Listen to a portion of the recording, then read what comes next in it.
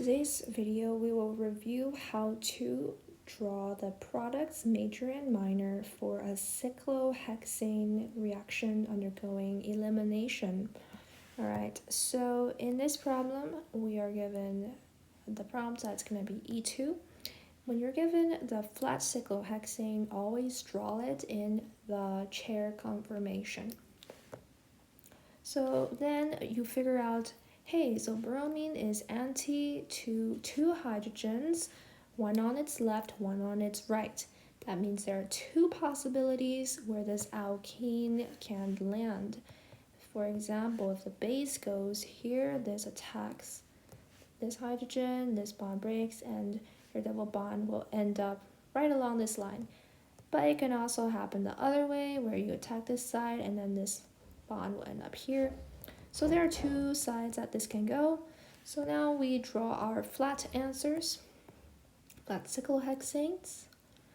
So the bromine's gone, the isopropyl is still there. Okay, and sometimes I like to kind of not draw the isopropyl because it confuses me, but whatever. Okay, so let's see. So let's say if this is our first side. So the bromine was here, but now it's gone, and an alkene replaced it. So this would be our first product,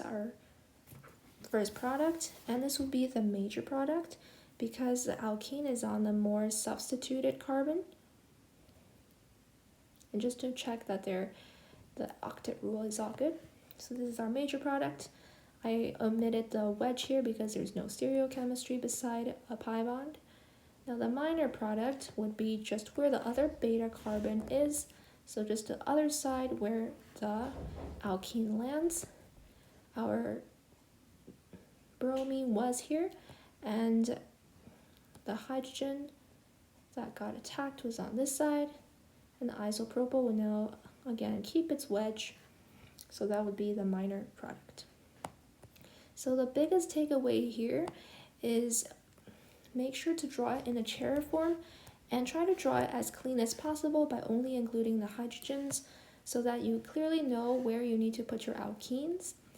And you're going to draw all the products that exist for so long as there are beta carbons with anti-coplanar hydrogen positions.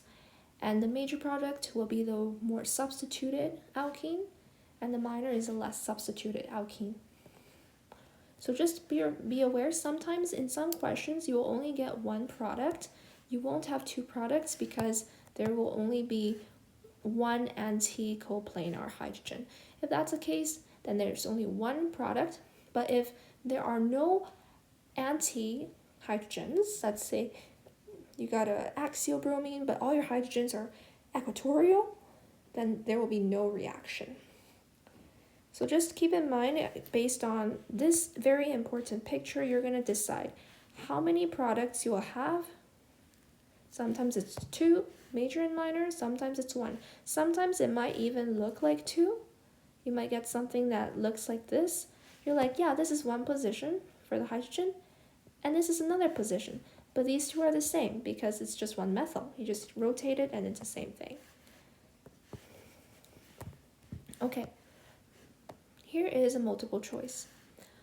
What are the major products formed when trans? Okay, now we start drawing the chair conformation. So trans 1-bromo, I like to put the high priority group on the wedge, or aka at the top for the sake of easier RS configurations. And then the 2-methyl is pointing down. Okay, this is methyl. So now we want to find where our hydrogens would be. Here is one hydrogen. This will not react with the bromine. So let's see, this hydrogen will react with the bromine, it's axial. In this situation, there is only one possible spot for the alkene to land, and that is here. So let's draw it out flat. So the bromine was here, but now it's gone because it's a leaving group. And the alkene's here, and the methyl is just one away from our bromine. Now let's put our alkene in its nice, pretty position inside the ring. So this is going to be our product. Do we keep the stereochemistry? let's see our options. Yes, okay. So our option, as you can tell, the distance between this alkene and the isopropyl is 1. There's like 1 space in between it. This is just beside, and this is the only option that has 1 space in between it. So the answer is going to be B for question 45. It would not be these two options because these are substitution options. And here, because this solvent and the things that are reacting is an RO form, that means it's an elimination reaction. For sure, substitution can occur, but that's a minor product. Okay,